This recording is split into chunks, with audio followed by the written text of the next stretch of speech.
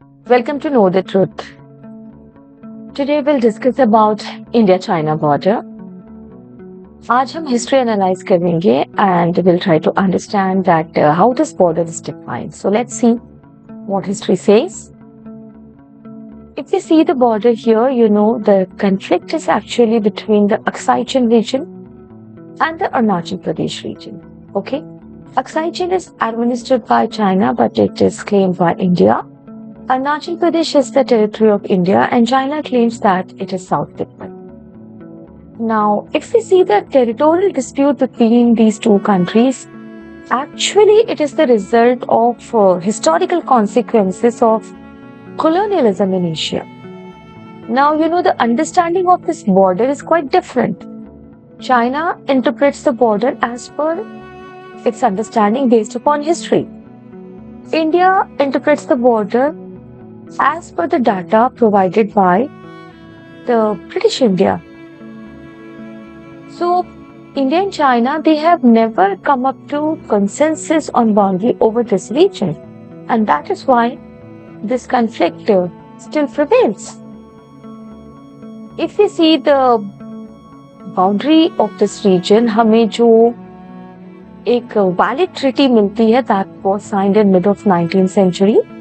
This is known as Treaty of Chushul, signed in 1842 between the Dogras and the Tibbets and Tibetans, and actually it is also known as Sino-Sikh Treaty.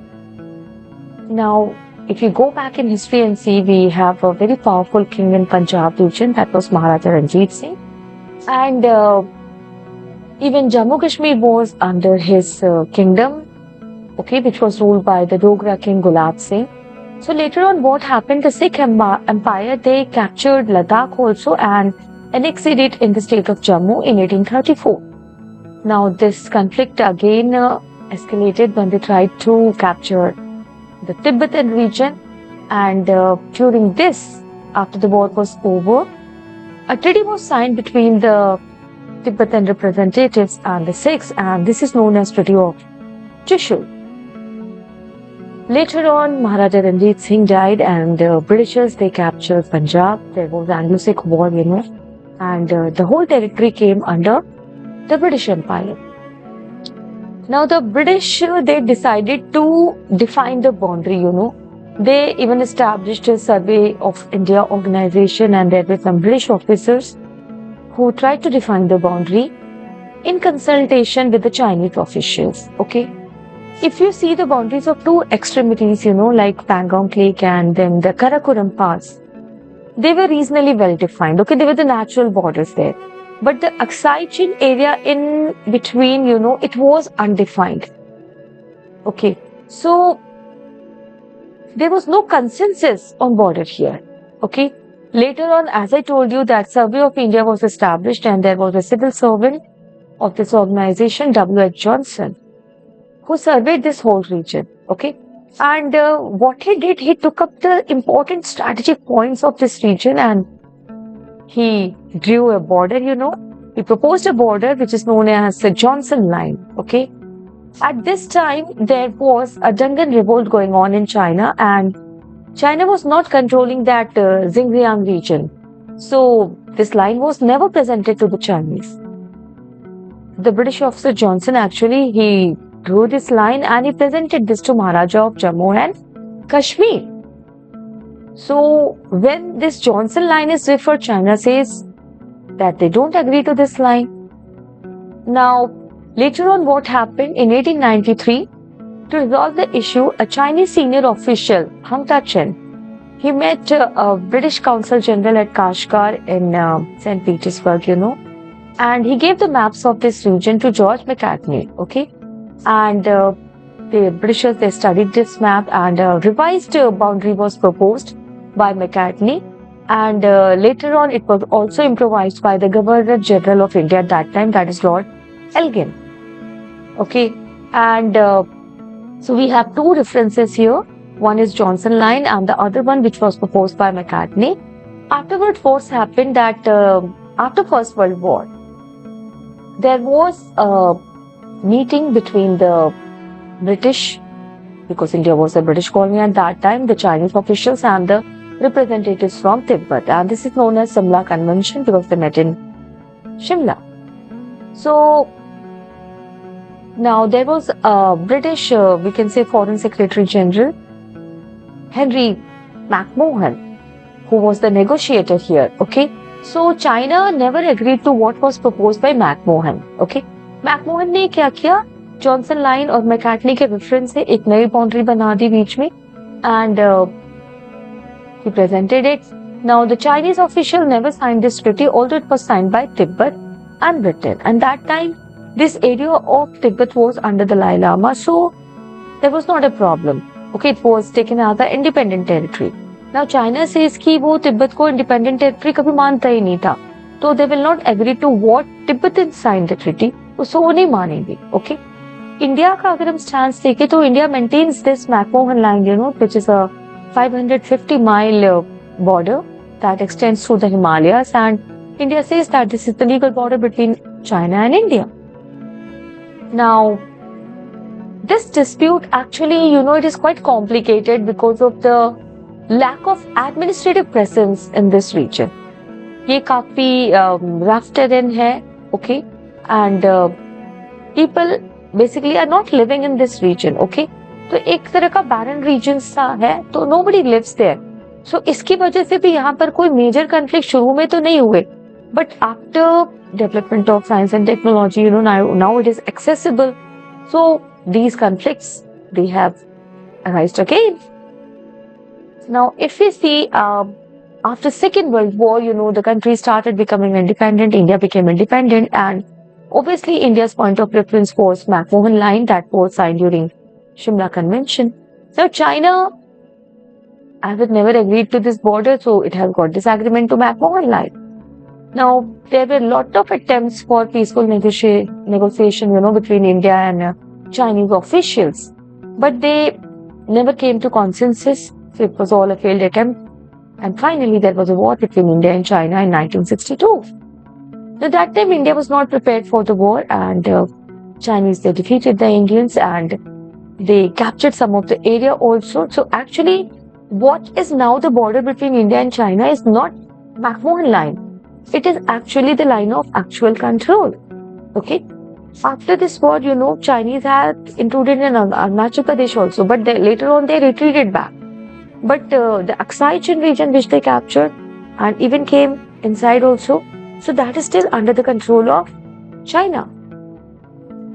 Now 1967, again there was conflict over a mountain pass, that is Nathula and Chola, and actually it connects Sikkim to China's Tibetan region, and that time India was protectorate of China. After this, Sikkim actually annexed in China.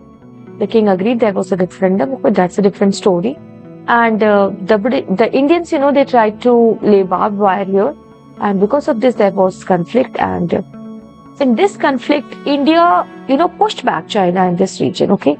They destroyed the Chinese fortifications also in Nathula. So this was in favor of India this time, and this surprised the Chinese also. In 1987 also, again, there was a conflict, and what happened that India, they tried to organize a training operation in this region, and they reached towards the line of actual control, and that quite surprised the Chinese officials, and again there was a conflict, but fortunately both the countries tried to resolve the issue through diplomatic way, and both the countries, they de-escalated, disengaged, and the crisis was averted. So this is the time when India and China, they held diplomatic meetings and they decided about do's and don'ts in this area. In 2013 again, near Daulat Beg Oldi, what happened? The Chinese, they pitched a camp here, okay. Now when the Indians saw this, they also started setting up their base just 1,000 feet away, okay. Both the camps were fortified by troops and heavy equipment, but again the crisis was averted. Both the countries, they agreed to dismantle the encampments and they disengaged here. So in this region a sort of cat and mouse tactics is going on, okay. So, and they tried to enter the region, then they withdrew also. They withdrew also from that side. Now, in 2017, what happened? China started constructing a road near a border. Okay, that is near the Doklam Plateau region, and here you can see that India, sees Bhutan as its ally. So whenever there is any problem for Bhutan, India is there to help Bhutan. So Indian troops also went there, carrying weapons and bulldozers to confront the Chinese. Now there was a standoff and sort of, we can say, physical conflict between the Indian and Chinese soldiers. Although both the countries, they agreed to withdraw, and China stopped the construction also. So if you see the history, you can see that conflicts, they start, then they disengage and they withdraw from that region. And 2015 June, यहाँ पर कुछ हुआ जो नहीं होना चाहिए था. There was a clash between India and China, and this region, it's quite very cold. There is quite inhospitable condition here also. In this conflict, around 20 Indian soldiers and officers, they died. China never agreed any casualty, but experts say that around 40 Chinese soldiers and officers, they died in this clash. So this was something, this was the COVID year also. So this was something to worry from both the sides, India and China. If we see Chinese strategies, Chinese, they try to avoid any major conflict in this region now. What they do, they involve themselves in some small conflicts, okay, wherein they try to enter the region, and when there is conflict, they go back. But when they go back, they don't go back to their actual position. Okay, इस process में वो थोड़ा सा area capture कर लेते हैं. And this is a very famous strategy of Chinese, it is known as salami slicing strategy. तो हर conflict में China कुछ area capture कर लेता है. And this is something to worry the Indian strategists. Even one of the policy of China, that is string of pearls, okay. Now this is one of the famous geopolitical theory that refers to China. What China is doing, that it is establishing its naval bases in different regions, especially from in the Indian Ocean region, especially from the Strait of Malacca to the Horn of Africa. Now what China is trying to do is it is trying to secure its trade route, whether it is via sea or via land. And this strategy is going to help China in future whenever there is a major conflict with China and its opponent country. So ये China का एक बड़ा ही strategic और move है to secure its safety and its economy also. Okay. So for Chinese citizens' point of view, this is something China is doing very efficiently. Okay. हाँ, as an Indian citizen हमें लगेगा भाई क्या कर रहा है ये. Okay. Now एक बहुत अच्छा मूव रहा कि दोनों देशों को ये समझ में आ गया है कि वो एक ऐसी चीज के लिए कन्फ्लिक्ट में है जो वेल डिफाइंड नहीं है. Okay, so they need to well define it through consensus. Okay, and the best part was that last month in October, when there was a BRICS meet in Russia, both the countries conducted a bilateral meet when they decided that they are going to resolve the conflict in peaceful way, and this is going to be a major step towards global peace.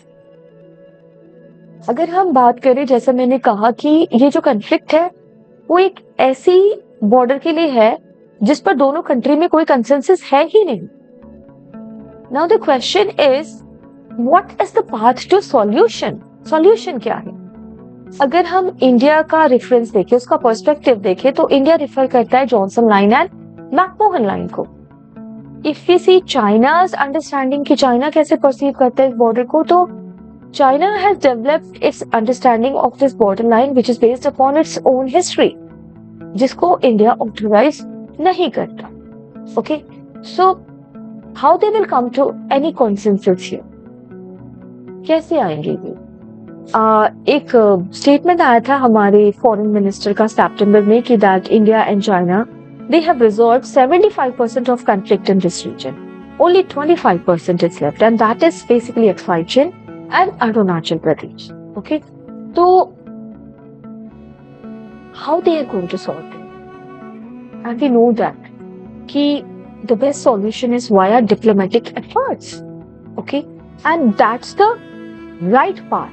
Okay, and both the countries, they are taking steps in this direction also. Around 31 diplomatic meetings, 21 military level talks were held in last 4 years between India and China to resolve this issue. So this shows that both the nations, they want to resolve the issue. Okay, and especially we can see that last week also there was the 11th ASEAN Defense Ministers meeting in Vientiane, that is the capital of Laos, wherein the defense minister of both the nations, they sat down, they talked with each other, okay, and obviously in both the nations, they ensured that they will resolve to peaceful measures to, solve this issue, okay, and they will not repeat something which happened in Galwan Valley. So this is a very good move from both the nations, because both the nations, they are developing economy and they need to focus on economic development, infrastructural development in their region. Okay, if I hope it never happens, if they go to a sort of, we can say, extreme solution, that is war, it is going to affect the economy and well-being of the people living in both the nations. So this should never happen. Okay, so if there is a conflict, obviously discussion and debate is the best solution. Okay, so India and China, they need to see this problem with a fresh perspective. एक fresh approach से देखना इनको बहुत जरूरी है. Okay, अब ये तो क्लियर है कि दोनों नेशंस की अंडरस्टैंडिंग बॉर्डर को लेकर के कंफ्लिक्टिंग जोन में डिफरेंट है. Okay, now one solution can be कि that region should be defined as a buffer zone, a sort of demilitarized zone, okay?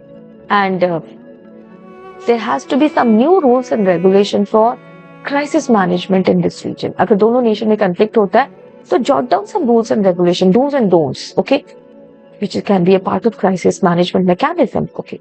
Then regular political dialogue also, like BRICS में अभी bilateral meet हुई, then 11th ASEAN meeting में defence minister मिले दोनों Nations के, तो एक regular political dialogue होते रहना चाहिए. Okay, we should never, we can say, stop this interaction, communication between both the nations. Okay, disengagement and disescalation, deescalation is one of the step, जो already ये फॉलो कर रहे हैं. अगर हम पास्ट एग्जांपल्स को देखें तो they are already following it. Okay, now both the nations, they are developing economy.